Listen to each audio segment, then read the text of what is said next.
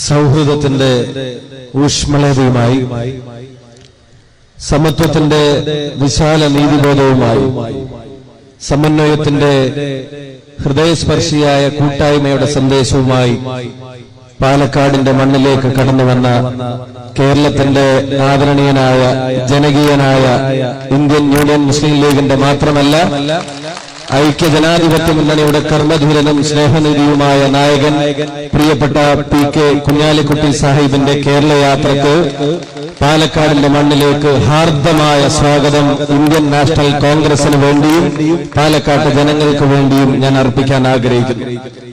ഈ ജാഥ പാലക്കാടിന്റെ മണ്ണിലേക്ക് കടന്നു വന്നിട്ടുള്ളത് ഇന്ത്യൻ യൂണിയൻ മുസ്ലിം ലീഗിന്റെ ഒരു നേതാവ് നയിക്കുന്ന ഒരു ജാഥ എന്നുള്ള നിലക്ക് മാത്രമല്ല.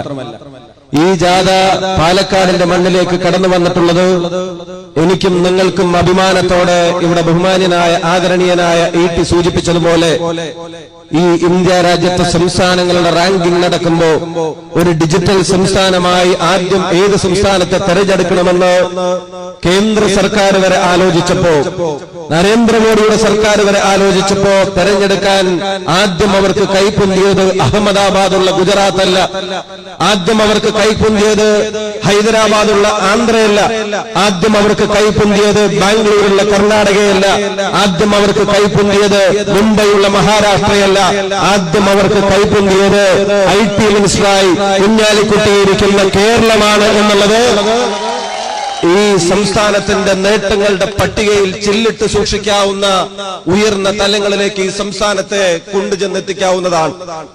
ഒരു രാഷ്ട്രീയ പ്രസ്ഥാനത്തിന്റെ നേതാവ് നയിക്കുന്ന ജാഥ എന്നുള്ള നിലക്ക് മാത്രമല്ല, ഇന്ത്യ രാജ്യത്തെ സംസ്ഥാനങ്ങളിൽ ആദ്യത്തെ ഡിജിറ്റൽ സംസ്ഥാനമായി മാറുന്ന കേരളം എന്ന ദൈവത്തിന്റെ സ്വന്തം നാടിന്റെ ആ വകുപ്പിന് നേതൃത്വം നൽകുന്ന മന്ത്രി നയിക്കുന്ന ജാഥ കൂടിയാണ്. ഈ ജാഥക്കാണ് നമ്മൾ ഇവിടെ സ്വീകരണം കൊടുക്കുന്നത്. ഈ ജാഥ പാലക്കാടിന്റെ മണ്ണിലേക്ക് കടന്നു വരുന്നത് ഇവിടുത്തെ യുവാവിന്റെ ശബ്ദം, ഇവിടുത്തെ വിദ്യാർത്ഥിയുടെ ശബ്ദം ഇന്ത്യ കേൾക്കുന്നു എന്ന് ഉറപ്പുവരുത്തിയിട്ടാണ്. കഴിഞ്ഞ ദിവസം പത്രമാധ്യമങ്ങളെല്ലാം വലിയ പ്രാധാന്യത്തോടെ കൊടുത്തു.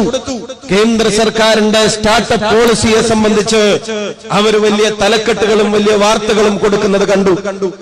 അവർ സ്റ്റാർട്ടപ്പ് പോളിസിക്ക് വേണ്ടി നൽകുന്ന പ്രോത്സാഹനത്തെ സംബന്ധിച്ച് വാർത്ത കൊടുത്തത് കണ്ടു.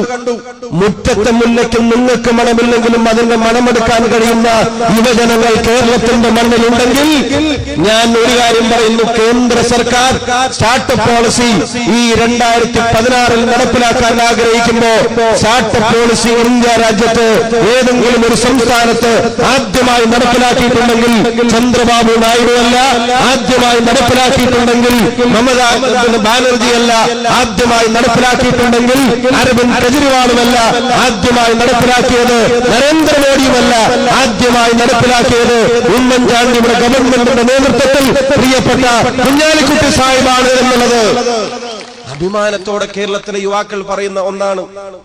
വിവാദങ്ങളുടെ കൂടപ്പിറപ്പുകളാവാൻ ആഗ്രഹിക്കുന്ന കമ്മ്യൂണിസ്റ്റ് മാർക്സിസ്റ്റ് പാർട്ടിയുടെ ആളുകൾ എമർജിംഗ് കേരള വിജയമാണോ പരാജയമാണോ എന്ന് ചോദിക്കുന്നുണ്ട്.